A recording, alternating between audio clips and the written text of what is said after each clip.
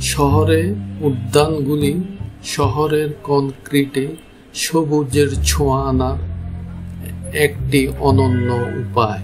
আপনি বারান্দা, ছাদে, এমনকি জানলাগুলোতে ছোট গাছ লাগিয়ে প্রকৃতির কাছাকাছি যেতে পারেন।